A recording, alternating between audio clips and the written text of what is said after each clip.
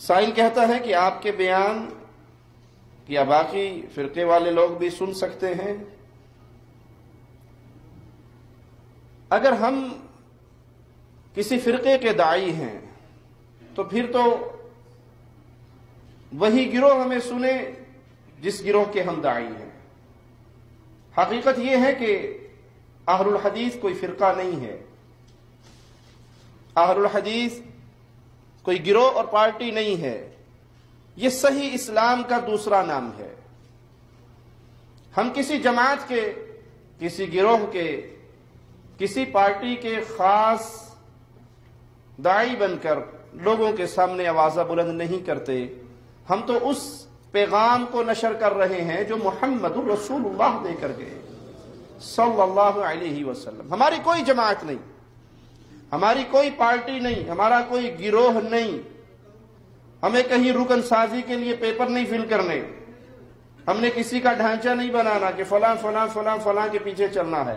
اہل الحدیث منہج کا نام ہے، اہل الحدیث قرآن اور حدیث کی صحیح تصویر کا نام ہے۔ ہم عبادت صرف اللہ کی کرتے ہیں اور ہر کسی کو اللہ کی عبادت کی طرف بلاتے ہیں۔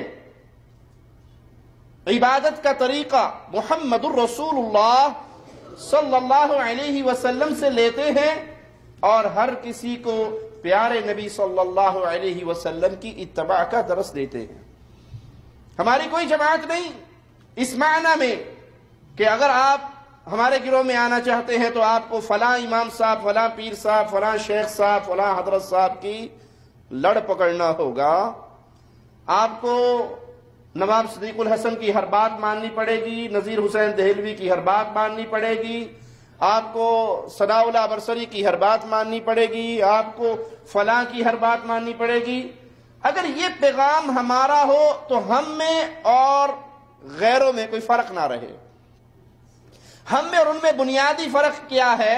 وہ کہتے ہیں اگر آپ نے ہماری جماعت میں آنا ہے تو پھر آپ کو نبی صلی اللہ علیہ وسلم کا کلمہ پڑھنے کے بعد فلاں حضرت کی بات ماننی پڑے گی اور اس کے بعد آپ کو بہرا اور گونگا بننا پڑے گا، کانوں میں انگلیاں لینی پڑے گی۔ اگر امام کے قول کے خلاف بات آ جائے گی تو آپ اپنے امام کے قول کے خلاف کسی کی بات نہیں سنیں گے، اندھے ہو جائیں گے، بہرے ہو جائیں گے، جو امام صاحب آپ کے کہہ دیں گے وہ مان لیں گے۔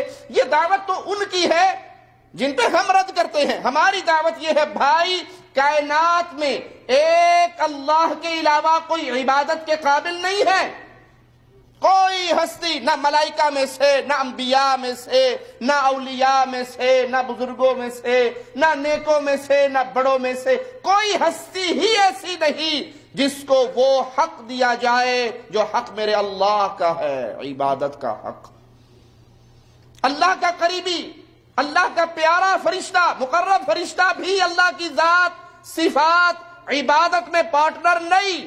اللہ کے پیارے نبیوں میں سے کوئی نبی، حتیٰ کہ سردار الانبیاء محمد الرسول اللہ صلی اللہ علیہ وسلم بھی اللہ کی ذات، صفات، عبادت میں پارٹنر نہیں۔ اللہ کے اولیاء میں سے سیدنا علی سے لے کر دنیا جہان ولایت کے ہر بزرگ کا نام لے لیجئے، کوئی بھی اللہ کی ذات و صفات و عبادت کا پارٹنر نہیں۔ یہ پیغام وہ پیغام ہے جو محمد کریم صلی اللہ علیہ وسلم نے صفا پہ چڑھ کے کہا تھا، قولو لا الہ الا اللہ۔ سیم وہی پیغام، من عن وہی پیغام اگر آج دنیا کے سامنے کوئی رکھ رہا ہے تو اس کا نام اہل الحدیث ہے۔ ہم اللہ کی عبادت میں نہ شریک بناتے ہیں، نہ شریک بنانے والوں کے جرم پہ خاموش ہوتے ہیں۔ جرم دو طرح کے ہوتے ہیں، ایک ہے اللہ کی عبادت میں خود کسی کو شریک بنائے، یہ جرم ہے، اور یہ بھی جرم ہے کہ آپ شرک کے جرم کو دیکھ کر دند وٹ جائیں، آنکھیں بند کر لیں، منہ نیچے کر کے گزر جائیں کہ کوئی بات نہیں، الیکشن کا سیزن ہے، ووٹ لینا ہے، کوئی بات نہیں، قربانی کا سیزن ہے، کھالیں لینی ہے، کوئی بات نہیں، رمضان کا موسم ہے، چندے لینے ہیں، زکوٰۃ لینی ہے، آج شرک کا رد نہیں کرنا۔ ہم نہ شرک کا جرم کرتے ہیں، نہ کرنے والوں پہ خاموش رہتے ہیں۔ جتنی اللہ نے طاقت دی اس کے مطابق آواز بلند کرتے ہیں اور کرتے رہیں گے، اور اللہ سے دعا ہے اللہ زندگی کے آخری لمحات تک ہم تیری توحید کا آوازہ لگاتے رہیں۔ ہمیں اس حال میں اپنے پاس بلانا کہ ہماری زبان سے آخری جملہ بھی لا الہ الا اللہ کا نکلے۔